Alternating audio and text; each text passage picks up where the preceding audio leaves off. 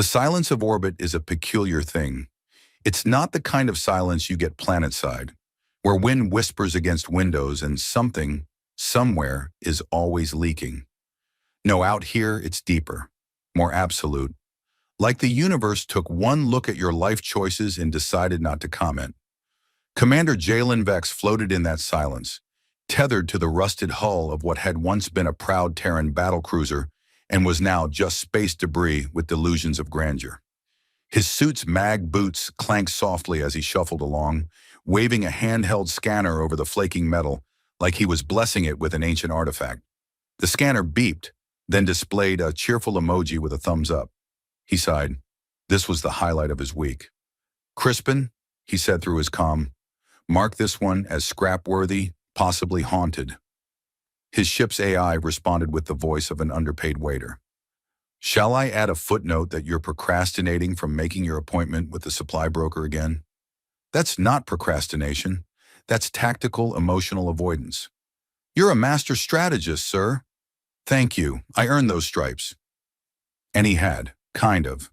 Technically, he'd earned one stripe and a commendation for logistical excellence under duress, which was military code for "We ran out of coffee during a siege, and he saved the day." Still, the uniform was official. The symbol stitched above his heart, a jagged flame intersected by a triangle, was once something worth saluting. Now it was faded, a little charred, and smelled vaguely of synthetic beans. He re-entered the Ragged Mare, his ship, which wheezed its welcome like an asthmatic camel. Inside was the usual mess. Parts from 6 different decades of human and non-human tech. A poster of a centaur in aviator shades riding a hoverboard, a gift from someone he no longer missed, and a cupboard that opened into another cupboard. They landed on Eno 7 the next day. Dusty little planet, twin suns, lots of yelling in the market square, and food that looked like it might bite you back. Jalen slung on the uniform, mostly out of laziness. It was hanging nearest the door, and he figured the old insignia might score him a discount with some nostalgic old veteran. He didn't expect reverence. She saw him before he saw her. One moment he was arguing with a vendor about the philosophical implications of price inflation on rehydrated noodles, and the next, someone was kneeling in front of him. A young woman, eyes wide, hair braided in tight spirals that shimmered faintly with implanted nanolights. She stared at the symbol on his uniform like it was a holy artifact. "You're the one," she whispered. Jalen blinked. "I mean, I do make a pretty mean omelet." "You bear the signal, the flame. The time is now." Oh no," he muttered. "I knew I shouldn't have worn this damn thing." She bowed her head so low her forehead touched the dusty ground. A small crowd had already begun to gather. A child pointed and gasped. A merchant fainted dramatically, though Jalen suspected it was from the heat and not divine awe. "Look," he tried, it's just a uniform. Logistics Division, Terran Mid-Rim Command. We mostly handled cargo. I once heroically delivered 6 crates of toilet paper under sniper fire." No prophecy needed. Her eyes glittered as she looked up. "You carry humor as armor, just as the text foretold." Jalen groaned. "Oh, stars, you have asterisks texts?" She nodded solemnly. "Many scrolls, and several memes." From somewhere in the crowd, someone began chanting. Jalen caught snippets. "Flame bearer," "ancient sign," and somewhat less inspiringly, "waffle of destiny." He turned toward the ship. "Crispin?" "Yes, Commander." "Warm up the engines." "I already did. I assumed you'd offend someone important." "Good AI." "Praise the flame," Crispin added helpfully. Jalen looked back at the kneeling girl and the crowd that now regarded him with a mixture of awe and the kind of anticipation usually reserved for lottery winners or ritual sacrifices. He exhaled through his teeth. "I swear," he muttered, "if this ends with me fighting a robot in a prophecy duel, I'm charging extra." The girl stood, smiling like a storm was coming, and she just found the umbrella. "You are Jalen Vex," she said. "I am," he replied warily. "You're the one who will decide the fate of our world." He blinked. "Can I at least get a snack first?" They handed him something warm, glowing faintly green, and possibly humming. Of course, Flamebearer, she said. He bit into it. Uh, okay, that's not food. And thus it began. They escorted him through the market square like royalty. Bewildered, mildly alarmed royalty who'd misplaced their crown and possibly their dignity. Jalen tried to wave off the attention, but every time he moved, someone gasped reverently. One woman clutched a baby to her chest and whispered something about the flame-made flesh. The baby sneezed, unfazed. Okay, Jalen said under his breath. Can someone explain the religion I've apparently founded? The girl beside him, Kaylee, she had introduced herself as, beamed like a child with a birthday cake and a small grenade. It's not a religion, she said. It's a historical certainty delivered through generations of oral quantum codex. Also, technically, there's a small prayer involving bioluminescent fungus, but that's more tradition than dogma. That's comforting. It's been foretold that when the flame returns, the clans must rise. To what? Unclear. Most translations vary between ascend, unite, and open the ancient snack cabinet of stars. Solid prophecy work. We try. They reached a squat, humming vehicle shaped like a turtle with aspirations of speed. Kaylee gestured for him to climb in. He hesitated. Is this safe? She shrugged.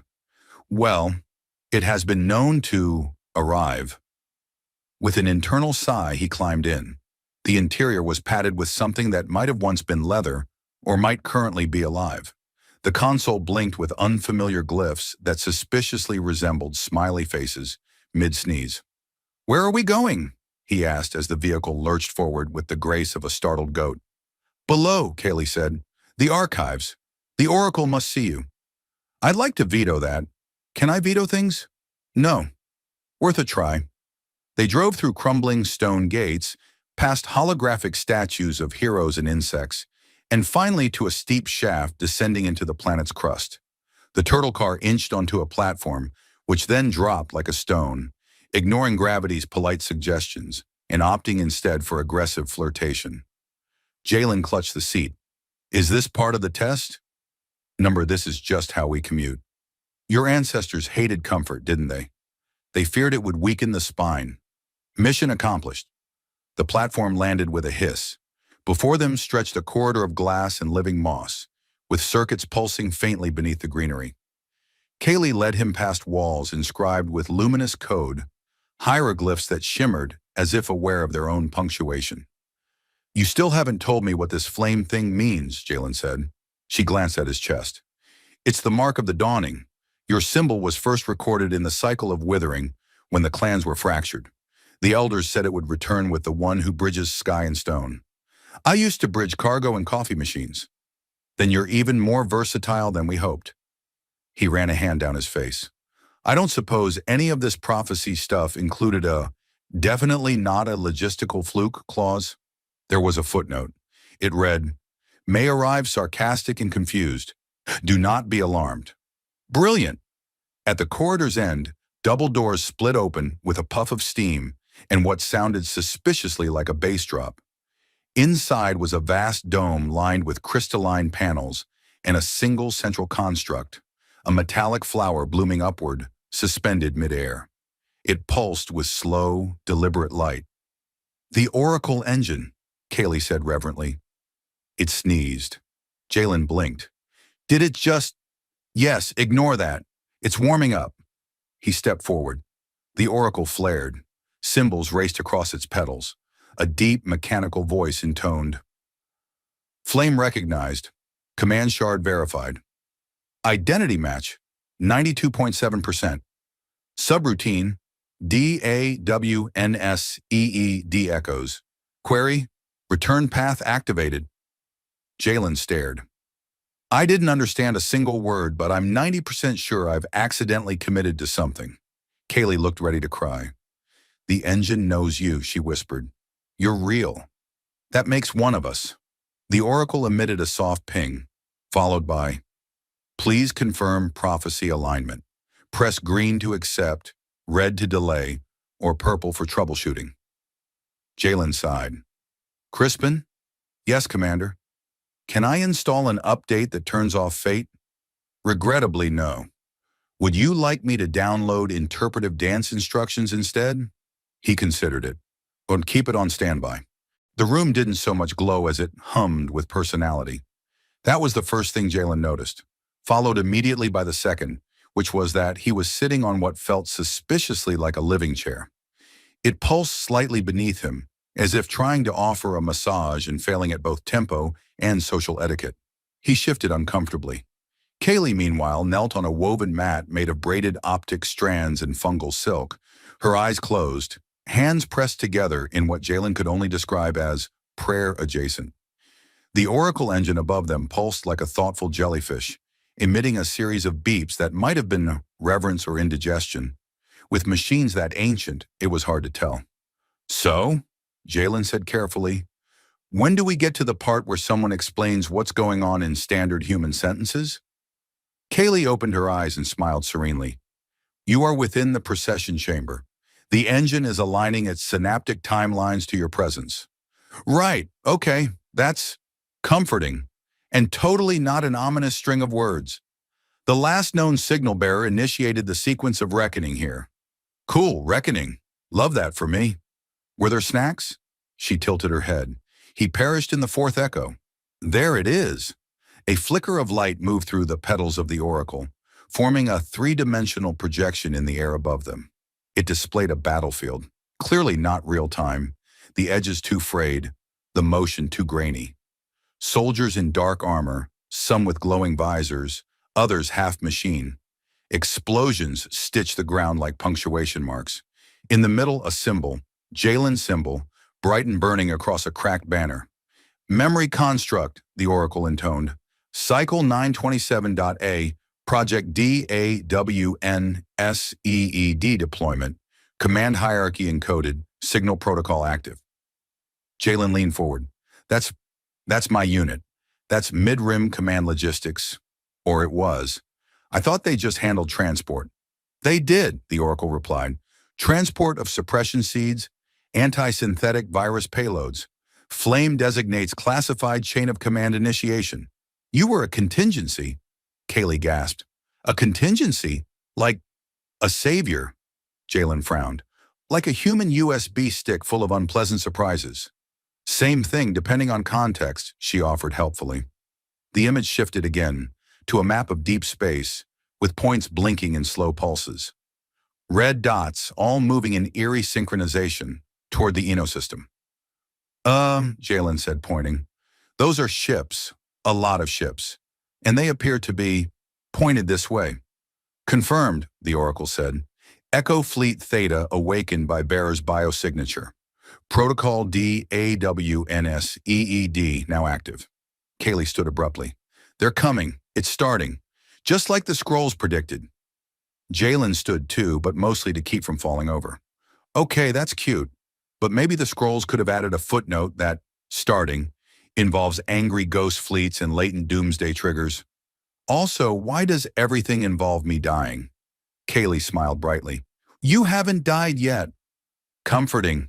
You really know how to talk a guy down. Your sarcasm, she said, was mentioned in the sacred compilations. Chapter 4, I think.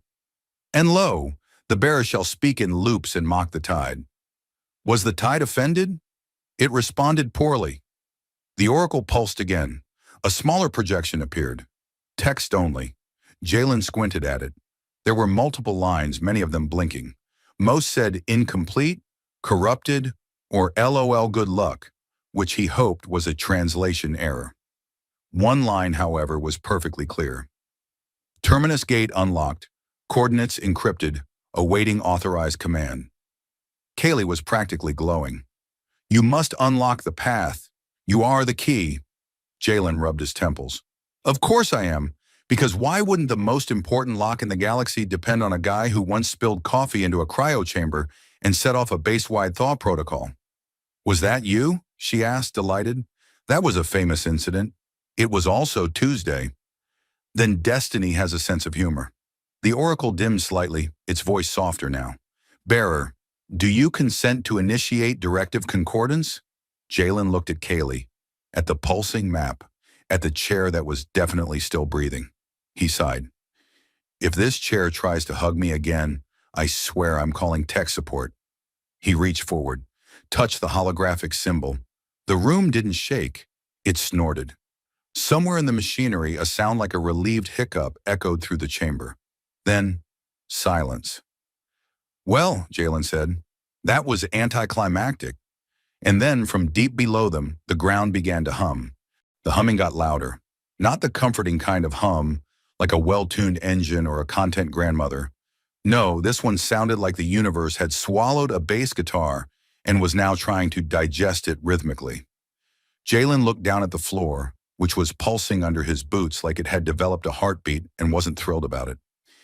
Kaylee, he said slowly, I may have just pressed a galactic on button without reading the terms and conditions.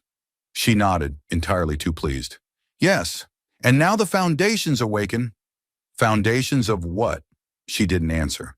Probably because the oracle was now chanting, softly at first, then louder, syllables wrapped in static and reverence. The bearer has touched the path. The vaults stir. The signal echoes. Destiny recalibrates. Jalen blinked. Did it just say recalibrate? I'm not a printer. Kaylee put a hand on his arm. You might want to brace. For what? The floor dropped. They plummeted downward in a glowing cylinder that hadn't existed a moment before. Jalen screamed. Kaylee did not. She looked mildly thrilled, like this was an expected part of the prophecy. Possibly the part titled The Descent of Relevance. After several seconds of accelerated falling that left Jalen's stomach negotiating new tenancy rights with his lungs, the capsule decelerated and came to a soft, polite stop. The doors opened with a sigh that sounded suspiciously like someone regretting every life decision. They stepped out into a chamber of light and glass, panels shifting like water over data streams. Giant obelisks spun slowly in midair, each one etched with symbols Jalen couldn't read, but felt vaguely judged by. Welcome to the archive deep, Kaylee said, whispering. The place where knowledge lives. He glanced around. It's very glowy. We keep it that way. Helps with the sacred ambiance. A small creature floated past. It looked like a jellyfish had fallen in love with a calculator and raised their children in a zero-gravity environment. That's a scribe, Kaylee explained. Jalen squinted. That's a what? Semi-organic archivist drone. They record everything. Movement, sound, emotion. At least one of them is dedicated to cataloging facial expressions of disbelief. I'd like to unsubscribe. No one can unsubscribe. Of course not. They approached the largest obelisk. It rotated slowly to face them, its surface rearranging into something resembling a user interface built by a poet with a flair for overcomplication. A voice issued from it, crisp, elegant, and utterly devoid of patience. User, flame bearer, access conditionally granted. Inquiry, why now? Jalen crossed his arms. Believe me, if I had a choice, I'd be somewhere warm, with fewer prophecies and more drinks with little umbrellas. Lack of commitment noted. Kaylee elbowed him gently. Try to sound more chosen.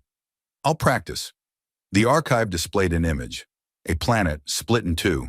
Not exploded, unzipped, like the cosmos had decided to test a new form of cartography. That's Eno Prime, Kaylee said quietly. The first world. Charming place. It shattered when the flame first disappeared.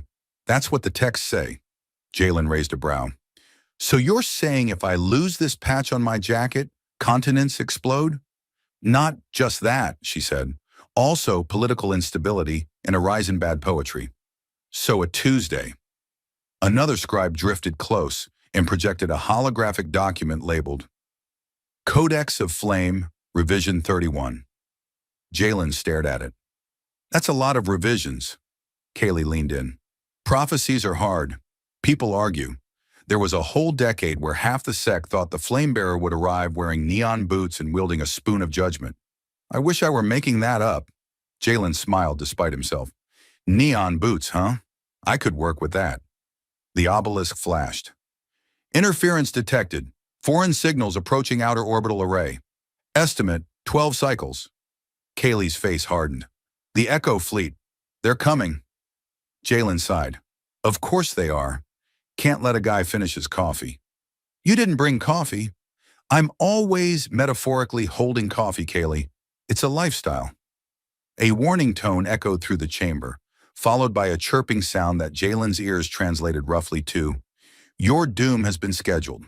Would you like to reschedule?" He looked at Kaylee. She looked at him. "I assume hiding is not a valid option." "No." "Great. What's the plan?" She smiled with too many teeth to be comforting. "We prepare the choosing." "That doesn't sound restful." "It won't be." "Fine. But someone owes me a spoon of judgment." Jalen sat cross-legged on what he'd been told was a ceremonial preparation mat, which looked and felt suspiciously like a repurposed floor panel. Around him, a trio of robed elders hummed in different keys while painting his forehead with something cold and sparkly that smelled like fermented celery.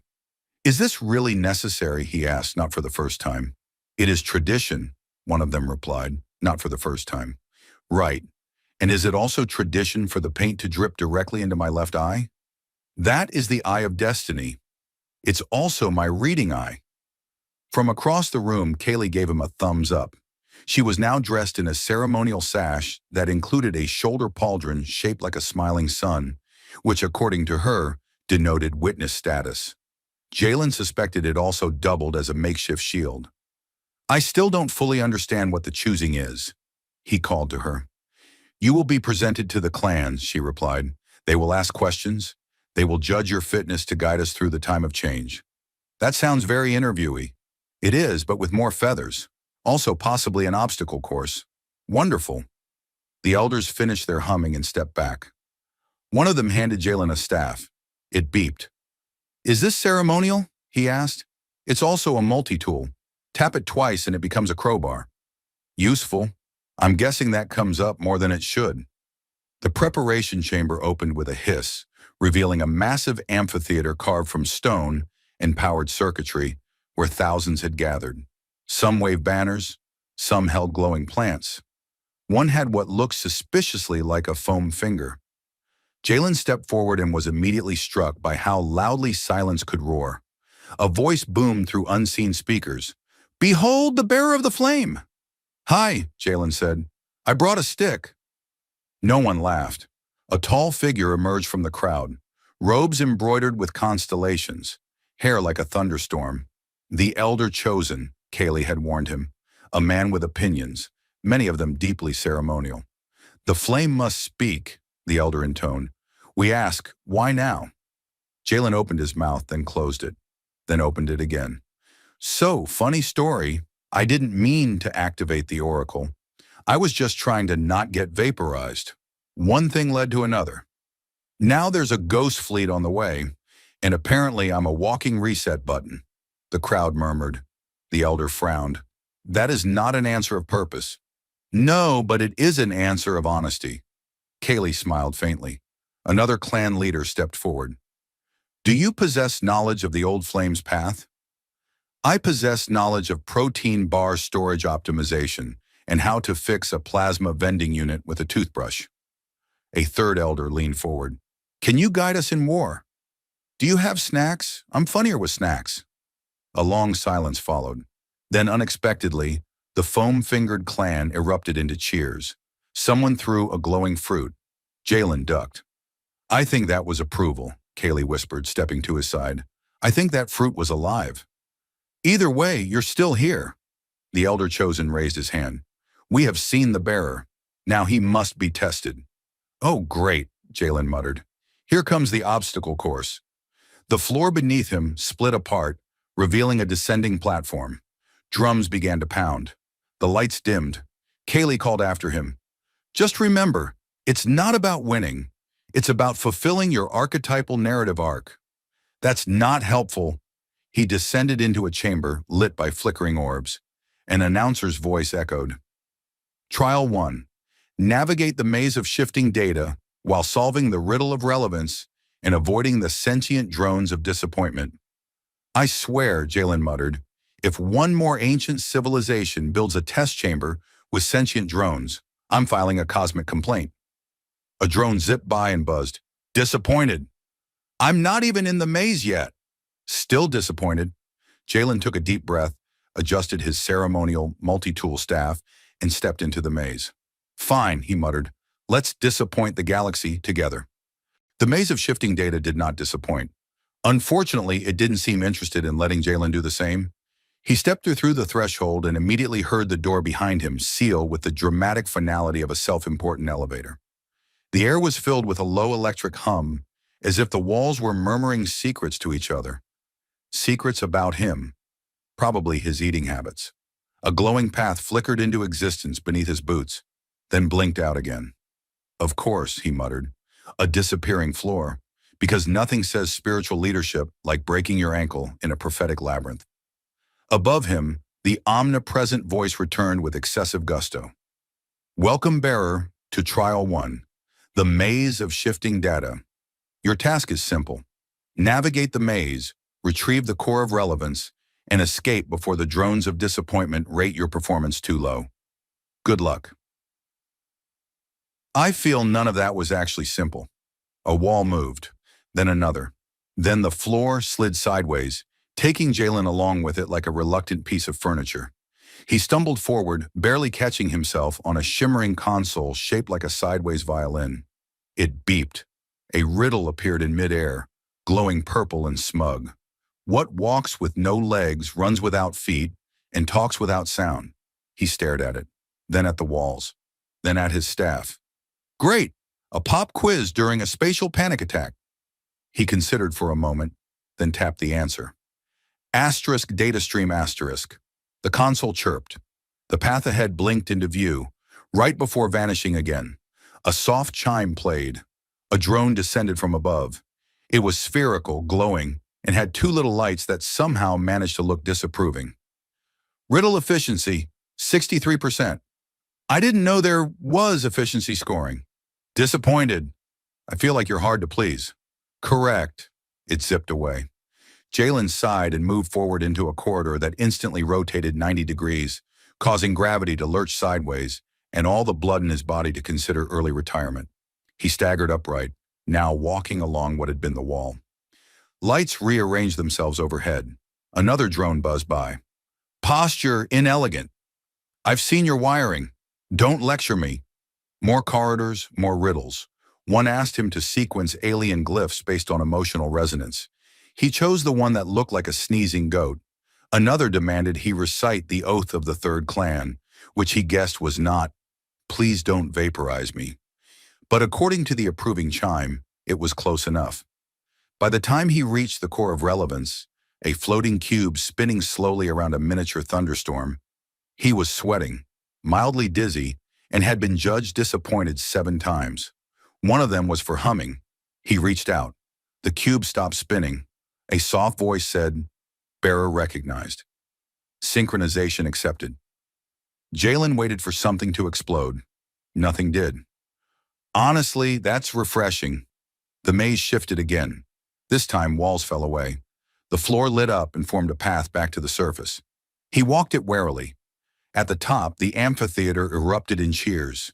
He stepped out, blinking under the lights, holding the cube in one hand like a galactic science fair trophy. Kaylee ran to meet him. You made it. Barely. I got yelled at by a drone that sounded like my old sergeant. The people are impressed. Some of them even updated their scrolls. I hope at least one scroll includes my quote, don't trust the goat glyph. The Foam Finger clan has adopted it as their new slogan. Well, he said, grinning, prophecy complete. The elder chosen approached, expression unreadable. He looked at the cube, then at Jalen. You retrieved the core. Yes. You were rated disappointingly several times. Also yes. The elder paused, then bowed. It is written, he who disappoints and persists is truer than he who impresses and quits. Jalen blinked. I really hope that's in revision 32. It is now. Behind them, the sky darkened. A distant pulse flickered in orbit. Kaylee looked up. They're coming. Jalen adjusted his staff. Well, he said, they'd better bring drones. Kaylee raised an eyebrow. So you can fight them? Numbers so I can finally disappoint something that deserves it. Jalen was halfway through a celebratory snack. some kind of gelatinous cube that tasted like disappointment and mint, when the warning alarms began to sing. Not scream, sing, in four-part harmony. "What is that?" he asked, chewing with cautious regret. Kaylee glanced up at the glowing ceiling as a chorus of synthesized voices warbled something suspiciously close to a jazz standard. "That's the orbital incursion alert. I feel like I should be more concerned, but it's really hard to panic to saxophones. They used to play sirens, then someone figured out that stress-reducing tones increased reaction efficiency. So your ancestors dealt with planetary invasion by starting a lounge act." "Yes, and apparently it worked." Jalen stood, brushed cube crumbs off his robes, and sighed. "Okay, lay it on me. How bad is it?" Crispin's voice crackled through his calm, unusually grave. "Commander, 12 Echo-class vessels have entered orbit. Identity confirmed. AI tags match dormant Terran Dawn Swarm protocol. All signals link back to your command signature."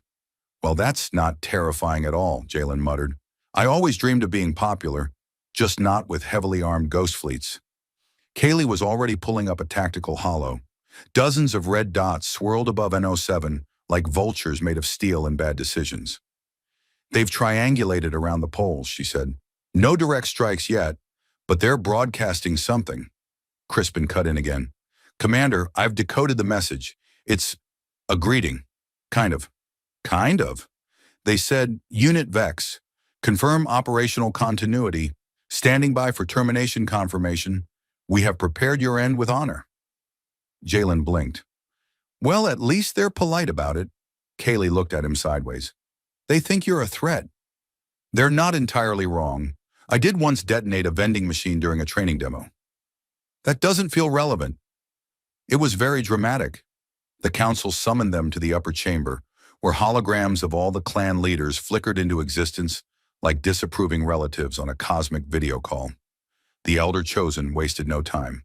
"The prophecy does not mention 12 hostile death ships." Jalen raised a hand. "To be fair, the prophecy also didn't mention that I'd be judged by floating spheres for my posture, but here we are." The Elder ignored that. "Can you command them?" "Number one, apparently am the command, which is wildly irresponsible of history." A clan chief chimed in. "Then you must leave the planet, lead them away, fulfill your function elsewhere." Kaylee bristled. "He stays." Jalen blinked. "He would also like a vote." "You carry the lock," she said. "They will follow you no matter where you go. You can't outrun a signal encoded into your bones." "Great. So I'm basically a cursed beacon with legs." There was a pause. One of the holograms coughed. Crispin cut in again. "I might have a workaround. The Oracle engine has dormant firewall commands. If we can access the root archive, we might be able to inject a false command signature, enough to delay their aggression." Jalen looked at Kaylee. "What's the catch?" "The root archive is buried under the old ruins," she said, "deep beneath Sector Null." "Sector Null? Full of rogue tech, half-collapsed AI nests, and one cult that believes the universe is a simulation being run by a bored turtle. That's oddly specific." "They're very passionate," he sighed. "So our options are, 1, trick a death fleet with vintage code, or 2, let them honorably obliterate me." "I'm guessing option 3, negotiate with baked goods, is off the table?" Kaylee smiled grimly. "I'll bring the map." As they exited the chamber, Jalen turned to her. "Why do I feel like every time I solve one ancient puzzle, the universe hands me a bigger one and says, 'Level up, chump'?" She patted his shoulder. "Because that's exactly what it's doing." He looked at the sky. "I hope these rogue ships like jazz." They arrived at Sector Null with a distinct lack of ceremony, unless one considered 3 near-death stumbles and an argument with a sentient gate ceremony. The gate, for the record, refused to open until Jalen solved its riddle, which turned out to be less a riddle and more a poorly phrased insult. "I'm just saying," Jalen muttered as the entrance finally clicked open, "if your security system is going to ask me, what's long, metal, and full of regret? And then the answer is me. I'd like to lodge a complaint with your architects." Kaylee raised a brow. "You got it right on the first try." "It felt targeted." Sector Null was a cavernous network of failed projects and abandoned ideas. Rogue drones zipped overhead with broken wings and confused missions. One of them buzzed "Deliver Pizza" over and over, holding an empty box and spinning slowly. Another had a broom for an arm and seemed proud of it. They were once part of a terraforming subroutine, Kaylee said, guiding him around a twitching pile of solar panels. This place was meant to be a backup society. I see they went with the chaotic improv group approach. Crispin chimed in over comms. I'm pinging an echo from the root archive. It's approximately 140 meters below you. I'd suggest not falling down any random holes unless they're labeled salvation. Copy that, Jalen said, and immediately tripped on a cable labeled salvation. Kaylee caught him before he tumbled in. You attract gravity like guilt. I once lost a game of low-orbit bowling. With a shuttle, I still have the citation. They descended a rusted staircase that swore at them in 6 languages, past a wall of blinking sensors that judged their outfits, and finally reached a sealed bulkhead carved with symbols. Hold up, Jalen said. That's the flame symbol. Looks like a system lock, Kaylee said. Your presence might open it. Because of course I'm a walking password. He touched the sigil. The door groaned open with the sound of old code waking up after a long nap and not being thrilled about it. Inside silence. Then a flicker. The root archive wasn't a room. It was a presence. A column of light projected downward from a fragmented AI core, like a memory trying to remember itself. Crispin's voice was reverent. That's Dawn Source, old Terran seed core, meant to interface with deep space command units. You're its trigger. Cool, Jalen muttered. I always wanted to be someone's wake-up call. The light shifted. A voice spoke, flat, ancient, with a digital rasp. Command Vex, Project DAWNS-EED registry code confirmed. Status, incomplete. Targeted fleet approaches. Directive, await purge. Jalen frowned. Yeah, let's not. Can we update that directive? Kaylee stepped forward. We want to inject a ghost signature, something to fool the fleet into thinking the bearer has fulfilled termination conditions. The core pulsed. False inputs compromise integrity. Jalen stepped up. Look, I'm not trying to lie. I'm trying to not get exploded. There's a difference. A pause, then. Logical paradox detected. Identity match. Corrupted. User bears signature, but lacks intent. Interesting. Kaylee muttered. Well, that's the story of your life. I'm layered, Jalen said, like a lasagna of confusion. The core glowed brighter. A thin thread of light extended toward his chest. Okay, he said. No poking. No harm, only imprint. The thread touched him. His memories rippled. Snippets of the war, the day his unit was assigned that cursed insignia, the dull speech from the colonel about symbolic redundancy, and coffee. So much coffee. The archive absorbed it all. Signal divergence confirmed. Substitution authorized. The light withdrew. The room dimmed. Kaylee let out a breath. So it worked? Crispin answered. It worked. The fleet's slowing. We've got time. Not peace, but time. Jalen leaned against the wall. I'll take time, especially if I can nap during it. Kaylee handed him a flask. Warming tonic, sacred herbs. He sipped. Tastes like spicy sadness. Good. That means it's working. They sat there for a while, surrounded by humming code and tired miracles. Neither said anything, and far above them, the fleet blinked, hesitated, and, for now, stayed. Jalen stood on the cliff edge overlooking the southern crater plains, chewing thoughtfully on something that claimed to be a fruit, but had the distinct texture of an electrical insulator. The sky above Eno 7 was a calming shade of peach, the stars visible even at midday, blinking like they were watching to see if he'd trip again. He wouldn't put it past them. Behind him, the remnants of the choosing grounds had been transformed into a gathering space. Banners fluttered from solar antennae. Children chased semi-retired drones that now dispensed harmless laser confetti, and one clan, he'd stopped asking which, was selling waffles shaped like his face. Crispin's voice chirped through the comm. Telemetry update. The fleet is holding orbit. No hostile action in 2.3 days. One vessel pinged us a greeting formatted as a joke. I didn't get it. Was it the one about the capacitor and the coil in a bar? Yes. I don't get it either. Kaylee joined him with a soft step, a smile on her face and a plate in her hands. You haven't eaten yet.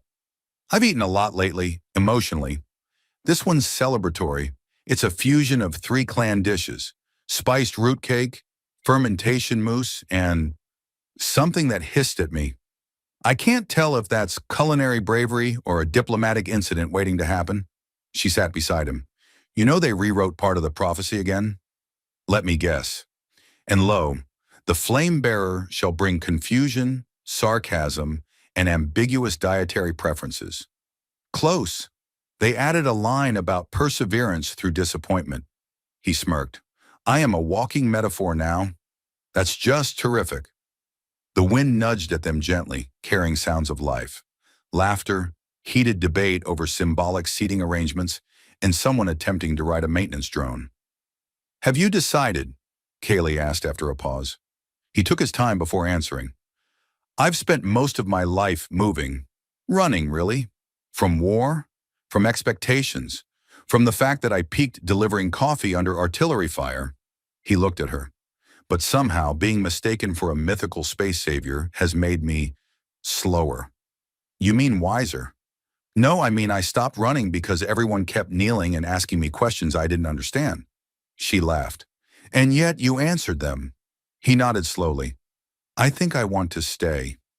Kaylee handed him the plate. Then we build something new, together. In the following days, a council was formed, officially named the Tri-Clan Assembly for Strategic Continuity and Definitely Not Apocalypse Management. Jalen was offered a ceremonial position, Strategic Coordinator Emeritus and High Administrator of Snacks. He accepted. The fleet above became part of their sky. After the override signal held, the ships drifted into passive orbit, no longer agents of doom but massive satellites quietly observing. A few Subterran engineers even began sending data packets. One ship responded by beaming down a playlist of 1980s Earth synthpop. Kaylee declared it sacred. Jalen helped rewire old archive tech, supervised drone training, mostly to teach them how not to judge posture, and gave weekly speeches titled Leadership and Accidental Enlightenment. Attendance was mixed, but the waffles were excellent. One morning, the Oracle engine reactivated briefly, no warning, just a single message that displayed in the central dome. Bearer cycle complete, signal receded, legacy imprinted. He stared at it for a long time. Does this mean I retire? Kaylee, reading over his shoulder, said, I think it means you get to just be Jalen now. He breathed in deeply. I've been a lot of things, he said, but maybe that's the first one I chose. That evening, as the stars returned and the fleet blinked above them, like quiet gods that had lost interest in destruction, Jalen leaned back against the old Oracle chamber wall and looked up. The symbol on his uniform, faded, cracked, still faintly glowing, was no longer a question. It was just a story now, one he lived, and occasionally laughed at.